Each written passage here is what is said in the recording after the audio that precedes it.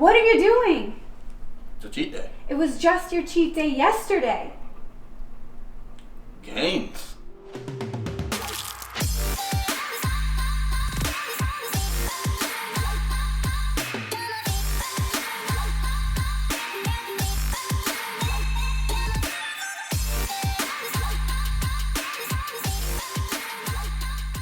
What's going on, guys? This is Vince with vshred.com, and now on a little more serious note, the reason I had that little intro for you guys was because I'm going to be talking about cheat days.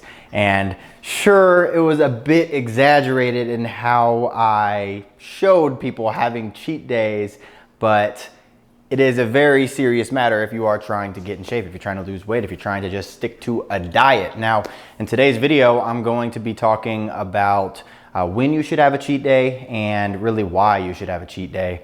And there's two main reasons. But before I get into those two main reasons, there's no point in even thinking about having cheat days unless you actually have your diet taken care of. Otherwise, you're not following a diet at all, because cheat days are actually part of diets. They are factored in for two reasons that I'm gonna get into, but you have to make sure that you have the other part of your eating plan taken care of. If you want help doing it, I have a free quiz that tells you how to diet and also the type of training that would match that diet. So if you want to figure out how to diet and how to train for your goals, take my free quiz. It's the link in the description below this video. Getting into the two reasons for cheat days and really just when you should have them. First one is going to be the physical change. And this is one that people don't really often relate cheat days to, because truth is, when you're dieting, if you're trying to lose weight, you have to be in a caloric deficit. I've talked about this in many of my videos. But when you are dieting, you are basically restricting the amount of calories that are entering your body, and that is going to also restrict the amount of leptin that is produced in your body. Leptin is commonly referred to as your body's fat burning hormone. It's responsible for helping to regulate your metabolism, helping with giving your body energy. And when you're dieting and getting in less calories, there's less and less of this hormone, less and less leptin. So what happens is, as you're dieting, you're going to actually start seeing a slow decline in the number of calories that you're burning. And this is why sometimes you may hit like a weight loss plateau. The first couple weeks, you're losing weight. But then all of a sudden, the number of calories that you're eating, it stays the same, but the number on the scale stops going down. Now, this could be due to a number of reasons, but one could be because you need a cheat meal. You need a cheat day. You need to change up the number of calories, increase your caloric intake so that you can have this boost of leptin in your body. And due to this boost of leptin in your body, you're going to actually supercharge your metabolism for a short period of time. And by doing that, you're going to burn more calories, and then you can drop back into your deficit and you can start getting back on it. So you basically use that to break a plateau. Now, that doesn't mean that you should just go and eat more calories to burn more body fat. Don't work like that, but factoring in a cheat day once a week, maybe once every 2 weeks, is going to be pretty useful in order to avoid plateaus, or just when you do hit a weight loss plateau, trying out just eating whatever you want for a day and then getting back on your diet the next day. It's really useful with a lot of our clients. Now, the second reason or when you should have cheat days and why you should have cheat days is going to be the psychological aspect. And this is related to your mind, your brain, how difficult you find it to stick to a diet. Because I don't know about you, but I've helped thousands, hundreds of thousands of people get in shape. And I myself have gotten down to super low body fat percentage. And if there's one thing that I've learned, it's that nobody can stick to a diet 100% all the time. It's just not possible. It's not sustainable.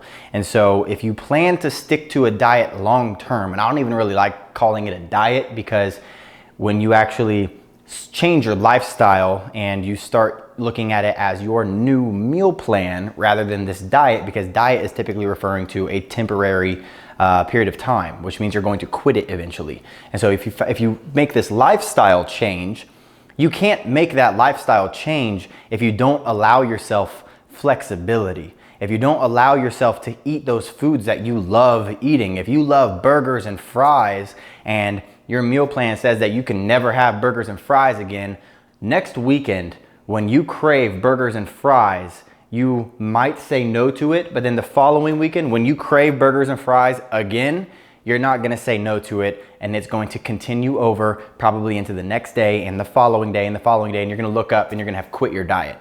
Or it could be something like candy. And then rather than factoring in like a cheat meal where you have some candy or something like that, it turns into this long, huge binge where you've eaten a whole jar of Nutella or a massive bag of Sour Patch and you don't really know what happened, and now you're just gonna quit your diet because you lost all your progress. You don't wanna do that. You want to factor in, I like to say, weekly cheat meals, weekly cheat days, because when you do get that craving on a Tuesday afternoon, it's easier to say no to that cheat meal on that Tuesday afternoon and tell yourself, no, I know I want that now, but my cheat day's on Sunday. And so on Sunday, I'm going to get this food. And so in your brain, it's a lot easier to turn this down no, to stop negotiating with yourself and tell you, hey, I'm gonna get this on this day, so there's no need to have it today. Versus you have a craving on Tuesday and you can't ever have it again. What do you think you're gonna do? You're gonna quit. You're gonna have it right then and right there. It's not gonna be planned into your meals at all. It's not going to be useful for your body at all, and you'll probably end up quitting your diet. So there's, like I said, two main aspects to cheat meals. The first one is going to be the physical benefits to help break plateaus for weight loss, and the other one is for psychological reasons where it's very difficult to stick to a diet that you're never allowed to binge. You're not even binge. You're never allowed to cheat.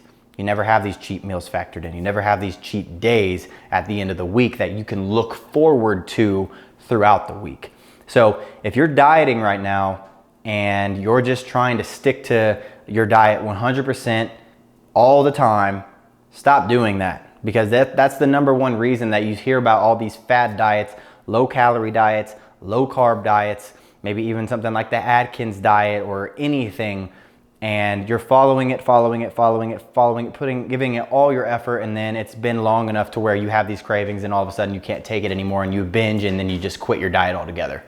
That's not how you're ever going to make the lifestyle changes that you need to make in order to actually achieve the body that you want. So if you're serious about this, figure out the way to find that flexibility in your diet where 80-90% of the time you're eating clean, you're eating what you're supposed to, but then that other 10-20%, maybe one day a week or 1 or 2 meals a week, have a cheat. Eat whatever you want, like these donuts here. That's a great example of if you're craving donuts on a Monday morning, you tell yourself, I'm gonna go get donuts on Sunday. And then you go get donuts on Sunday and you bash those donuts. You eat as many donuts as you can, because what's gonna happen is, at least what happens with me sometimes, is I get so full, I feel almost sick. I'm like, all right, I want chicken and rice or something like that. I wanna get back on my diet because I feel like crap now. So it's just a good thing to be able to tell your brain that you do get to have these foods you love, rather than saying that you can't ever have them again. Makes a big difference. So if you want help with your diet, again, my free body type quiz, it tells you what type of diet and the type of training that will match with the diet that are right for your body type. You can check that out by clicking the link down below. If you're not yet subscribed to the channel, and if you like the skit, make sure you're subscribing to the channel, turning on the notifications. That way you actually get notified when I post a new video, commenting anything that you want me to make a video on below. And other than that, thank you for watching. Hope you enjoyed it. See you in the next one.